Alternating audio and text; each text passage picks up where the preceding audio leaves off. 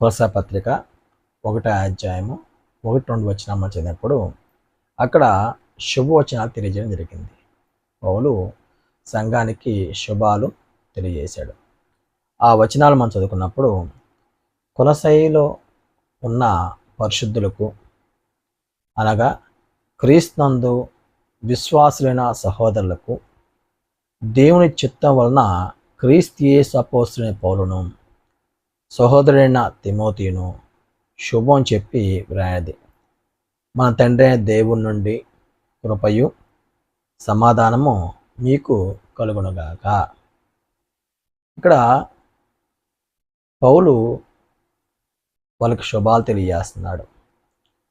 తండ్రి అయిన దేవుని నుండి క్రీస్తు నుండి మీకు కృప సమాధానం కలుగునుగాక అని వారికి ఆ శుభాలు తెలియజేయడం జరిగింది. ఈ వచన భాగంలో మనం నేర్చుకునేటువంటి నీతి ఏంటి మనం ఆలోచన చేస్తే, ఇక్కడ కొలస్సయిలో ఉన్న పరిశుద్ధులకు అనగా క్రీస్తునందు విశ్వాసులైన సహోదరులకు అన్నాడు. అంటే పరిశుద్ధులు అనేటువంటి ఈ మాటను మనం అర్థం చేసుకున్నప్పుడు గ్రంథకర్త మనకి ఏం తెలియపరుస్తున్నా అంటే క్రీస్తునందు విశ్వాసులైన సహోదరులు అంటే క్రీస్తులో బాప్తిసం పొంది విశ్వాసంగా బతికేటువంటి వ్యక్తులే పరిశుద్ధులు. విశ్వాసం లేని వాళ్ళు బాప్తిసం పొందిన తర్వాత విశ్వాసంగా బతకట్లేదనుకో, వాళ్ళు పరిశుద్ధులు అవుతారా? కాదు.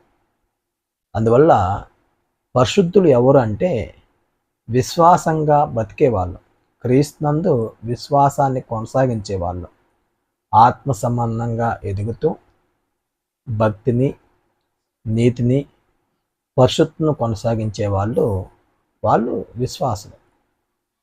అందువల్ల పరిశుద్ధులు ఎవరు అంటే క్రీస్తునందు భయం కలిగి ఆత్మ సంబంధంగా ఎదుగుతూ దేవుని కొరకు పనిచేసేవాళ్ళు, దేవుని నీతిని కొనసాగించే వాళ్ళు పరిశుద్ధులు.